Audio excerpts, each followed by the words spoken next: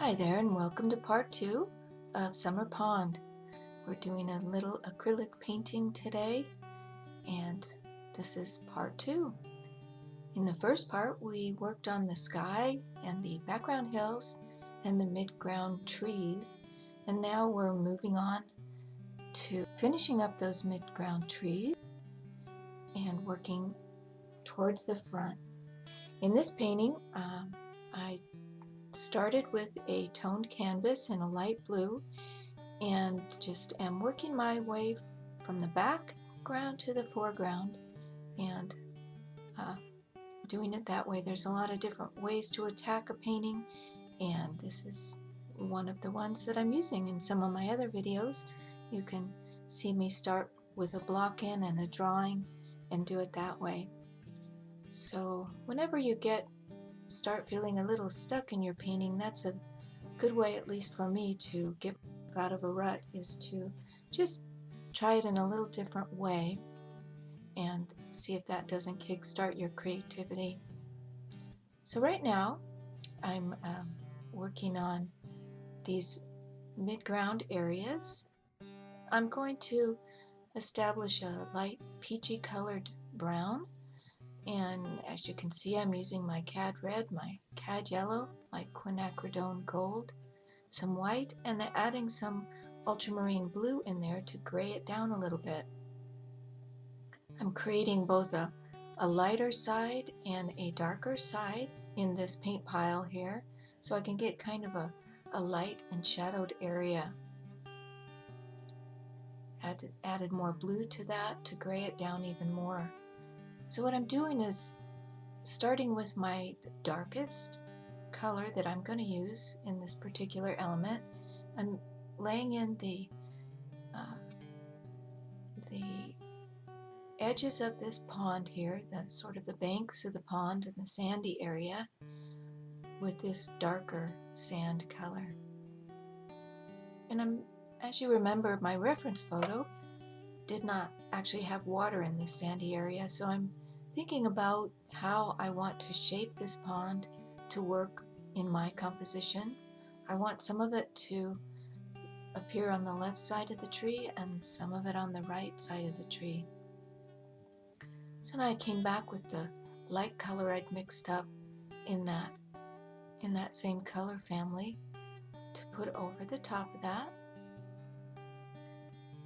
And now making some more dark, adding some blue and some Alizarin Crimson, so that right along the water's edge it's going to have some darker areas, and over here where the trees are making a shadow it's going to be even darker. Much of this will be covered over later in my final once I put that foreground tree in, but that's just part of my technique and my process. Is I like to kind of wander around my whole landscape. I like to see it and feel it and paint it, and I just don't worry about the fact that I'll be covering some of that up later.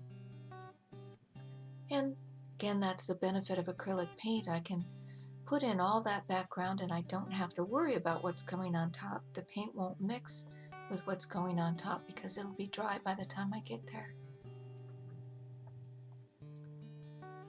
Continuing to think about where my foreground is going to be. I've kind of blocked it in a little bit with that lighter peachy area in the front. By blocking in, I mean putting in the large basic shapes. The first thing you do when you look at your reference photo and you think, oh, this is such a complicated thing. How am I going to even begin to paint that? Well, you have to start by squinting your eyes, and when you squint your eyes the detail disappears and the values get more separated, and you can see what value is this area. Is it dark? Is it mid-range? Is it light? Where is it in the value scale? And what's the basic overall color that you get when you squint? And that's what you do when you block in the area that you're working on first. You put that big flat mass of color and value, and then you just can come back in over that and progressively add your detail. Working on this water area, it's just going to be pretty still water. It's a pond with just some reflection of the sky, really is what it's going to be out there. Not a very windy day, just kind of a semi-cloudy, partly cloudy summer day. You can see I've switched to a small brush here to lay in with some dark the very edge of the water where the sand meets the water. Gotta give that feeling that there's an edge there.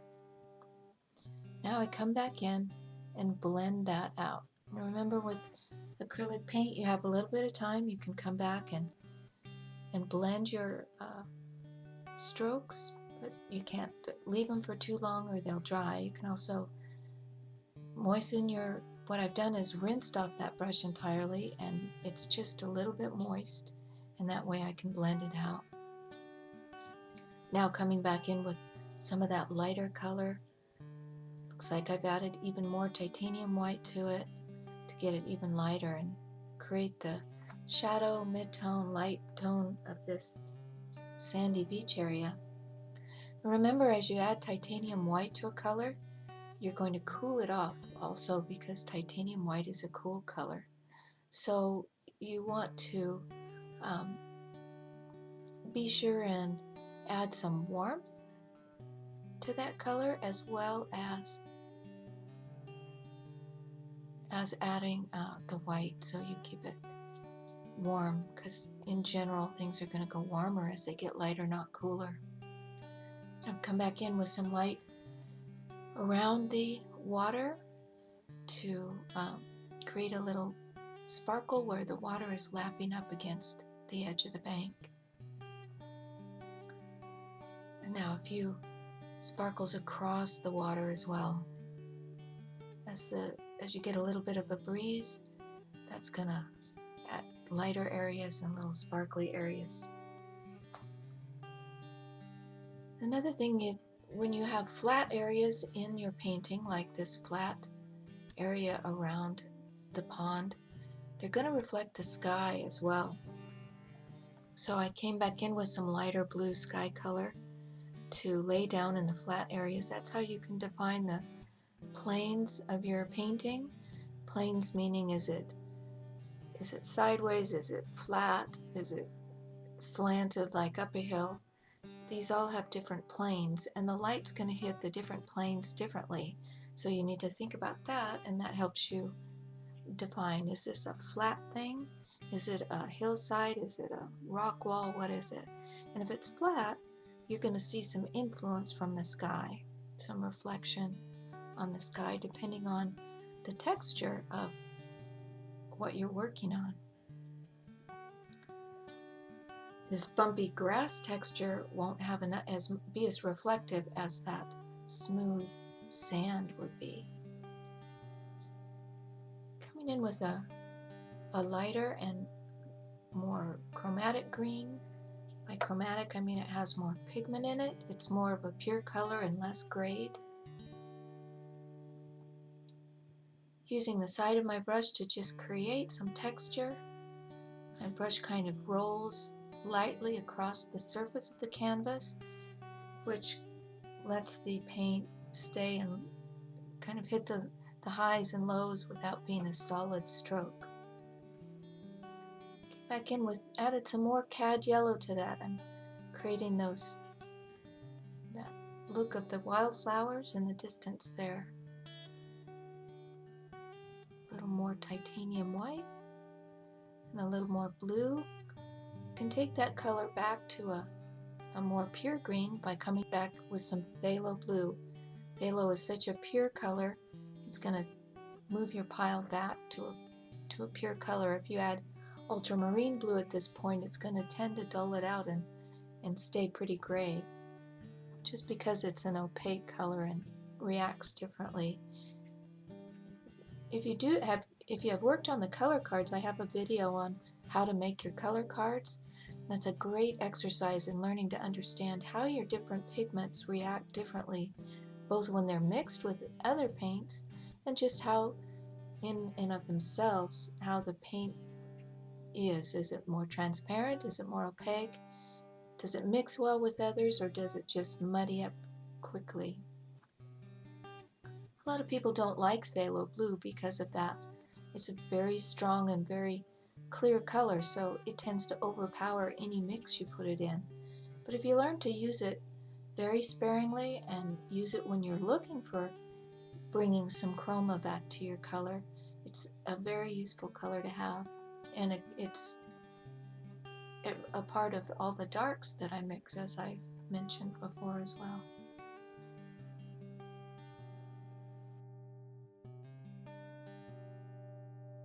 Just coming back with a greener color.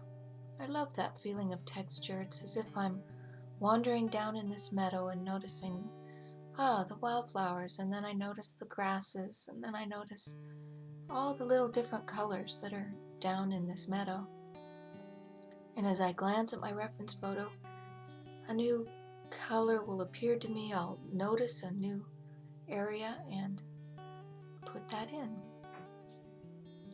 You notice I picked up my canvas at this point, and that was in order to get a more sweeping stroke with my brush, and I'm holding it very lightly in my hand and just want to touch that brighter yellow on there to get that sweeping feeling. Now I've come back in and I'm softening out those edges again, especially towards the back. I don't want to see blobs of paint.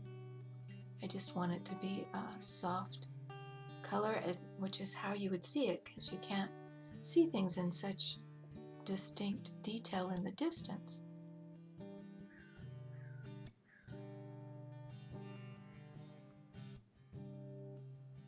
Adding some of that yellow here and there. When you introduce a new color to your painting, it's always good to add it in a number of areas on your painting. You don't want a single color that you've mixed to just be in one spot on your painting. It won't give your painting a feel of integration. It'll feel sort of disjointed.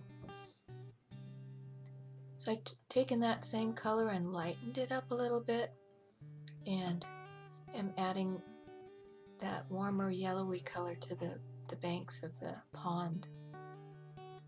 There's that Quinacridone Gold again. It's such a useful color.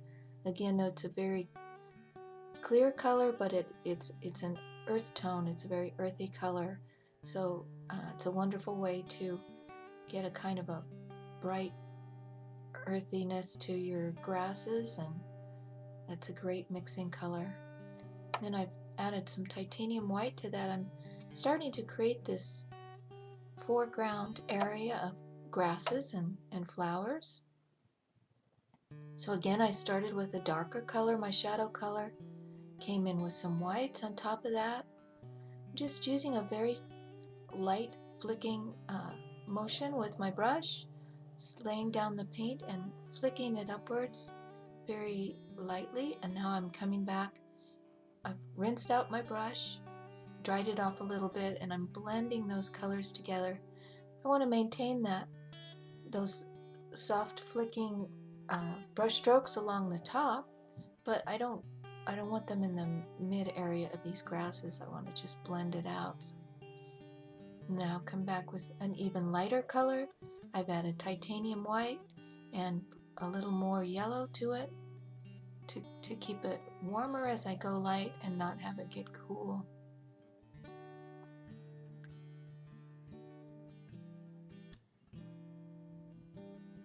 Alright, and now I'm adding some of that color again back further into the painting, blending some of those. If those weeds and grasses are growing in the foreground, there's probably going to be some in the background too, so I'm adding a little bit in the back. Creating my nice dark here, which is Pthalo Blue, Quinacridone Gold, and Alizarin Crimson. Now I'm establishing where I want to put that main foreground tree. And you can see I held up my fingers there, and I was looking to where the thirds are on the canvas, establishing focal points where there are on the division lines of the thirds of the canvas, both horizontally and vertically, is a good place to put a focal point. So I'm just looking at my reference photo and trying to create this tree trunk. As you notice, I put lots of paint on my brush and I was pulling it straight upwards to make that tree trunk, and try not to make a straight up tree trunk like that. You could see that I did little stop and start kind of motions to get some bends and some natural looks to my tree trunk. Now I added some titanium white and some blue to that, and came in with this sort of almost a mid-dark value gray, and I'm establishing the shapes that the foliage is going to take, and this will be the shadow side of the tree. And as you remember, the light is coming from the left side, so the shadow's going to be mostly on the right. But mostly I'm just thinking about, okay, what is this shape of this tree going to be, and trying to lay that in loosely. Again, I holding the brush very loosely in my hand and tapping, rolling, and flicking this foliage in. I'm going to go right off the edge of the canvas with the foliage. You never want to stop an element of your painting right on the edge of the canvas. You want to either go right off the canvas or stop distinctly before the edge of the canvas. And remember, your painting will probably be framed, and the framing takes up about 1/4 of an inch. So you want to keep that in mind, that you don't stop something 1/4 of an inch back from the edge of the canvas thinking you're okay, and then once you get it in the frame, it's kissing the edge, as it's called. So in a way, what I'm doing is laying in the back side of the tree. That's kind of the way I like to think about it. I'm laying. It's really easy with the tree to get it looking two-dimensional, and one way that I try to avoid that is to paint in the back of the tree first, and then come in and paint the front of the tree. So I'm painting all this background shadowed area in, and then I'll come back over it in as we go and add the lighter colors on top. I've moved to a slightly redder shadow color, added some Alizarin Crimson to it to put in the shadow areas of that brush. You know, as you're putting in shadow areas, you got to realize that this shadow had a color. This leaves in shadow had a color before they were in shadow, and so did the grasses. So it's going to be a different color. A green leaf in shadow is a different color than a brown grass in shadow, and that sounds pretty obvious. And you notice what I did over to the right. I'm also beginning another tree which was not in the reference photo, but I took out that little scraggly tree that was in the very center in the reference photo, and then I needed another element over to the right to balance this big heavy foreground tree, and also to pull your eye backward into the painting. So I decided to establish a mid-ground tree, about the same type of tree that's in the foreground, but have it be back a little bit further. So I was establishing what height I'm going to have that tree and where the placement's going to be. You want to be careful not to place your items or your big elements in your painting equidistantly. So I was thinking about being careful not to paint that right-hand tree at the same distance from the edge of the painting as my left-hand tree was. You want to vary those distances. Keep that symmetry out of your painting. So after I put down this darks in the trunk of the tree, I'm coming back in now with some lights. I'm going with a very light, almost white color here, and that will be modified later, but I'm trying to establish, okay, where is the sun hitting the branches of this tree? Where am I going to have my lights? and then once that's dried a little bit, I can come back in easily and modify it with a wash of another color. And by wash, I mean just taking paint that's thinned down a little bit, and with water. I just use water. You can use medium if you like, and almost using it in a watercolor way to put a thin layer, which will adjust a color. I can put a thin wash of quinacridone gold over this white, and it will adjust the color a little bit more golden. So I'm taking my liner brush to do this. I'm holding it very loosely in my hand just to give a sense of the movement and the kind of messy foreground grasses that are in there. You don't want to paint every blade of grass in or twig in. It looks too labored, too worked, but I like to get some little bits of showing how tiny those grasses are and how the sort of the chaos of the grassy area there. So I blended out some of that, came back in with the dark, and to soften up the edge of that grass. Whenever you have a shadow like that, you're going to have some of the light will be up there. You'll see bits of light grass up into the dark, and then you'll see bits of the dark grass up into the light, if that makes any sense. So establish some shadow side of that far tree. It's lighter and it's bluer as I go into the distance. So the shadow color was lighter and bluer. I liked the way that shadow color worked, so I came back in and added a little bit of it to the foreground grasses as well to give me some mid-tone grays in the foreground.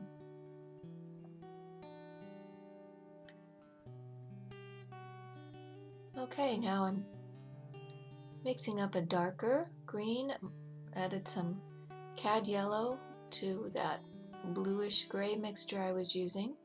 That gives me a darker, moving from the dark shadow colors into some slightly less shadowed greens, and then bringing those in over the top. Rolling my brush to create those random brush marks of the foliage.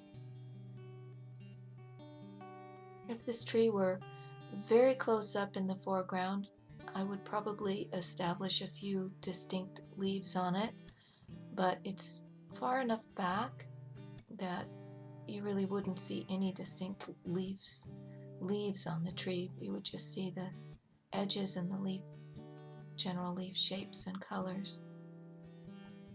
Using that same color in the background tree as well. Now I've come back in, added a little more cadmium yellow, some more phthalo blue, which brings me back to a more chromatic green color. Still not a very light color. I'm still kind of working in the shadows of the tree, but I'm moving around to the front of the tree now and painting that. Looking at those shapes I'm making with my branches and trying to keep them loose and natural looking, avoiding symmetry. Adding that same color back to the background tree as well.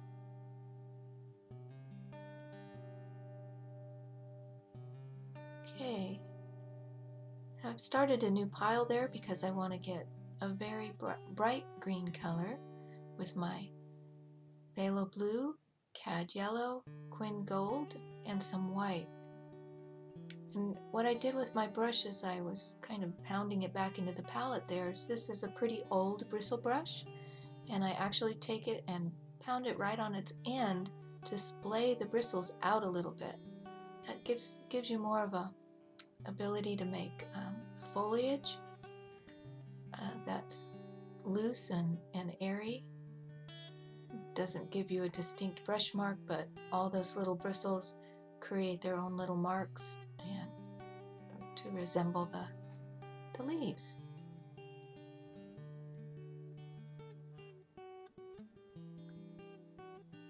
Even the shadow side, there will be some of the foliage that is coming forward, so it'll get a little bit of hit by the light as well. Adding that green down in the grasses. And here I'm laying in the base for my foreground, adding more yellow and more white to that color to move more into the lighter side. You can see it's just a process of adding layer on layer, starting with the dark and moving into the lighter colors. And by doing this, you get all this wonderful detail that you haven't painted in any, individual detail, but it just gives you a sense of texture and depth. The thing you have to be careful with is don't paint over all the stuff that you've done before. As you go at the top layers, you have to get lighter and lighter with your touch and really skip over. You can see there I obscured that sunlit trunk more than I wanted to, so it was still light enough that I could come back with some water on my paper towel there and just scrub that back out, softening up the bottom side and some of I want to leave some hard edges on those brush strokes, but I want to soften some up as well. Now I'm coming back in with that darker green to put back in the shadow sides. Just this give and take, this creation of layers. That's not really a thought out process, but a felt process as I glance at my reference photo and continue. More and more as you get on in the painting, you'll find you're looking less at the reference photo and more at the painting itself, because you're making changes in the painting. You're not slavishly copying each detail of the painting, and after a certain point the painting itself will be having things that you need to add to it. So I'm coming back in now with my dark to re-establish the dark sides of the trunk. This is my focal point, so it's going to have the darkest darks and the lightest lights. That is one of the things that bring your eye to a focal point, is that it be an area of highest contrast. Well, it looks like we've come to the end of this little video, part 2 of Summer Pond. I'm glad you could join me today. Hope you check out my website, paintwithkarenalari.com, and I hope to see you in part 3. Thanks for joining me.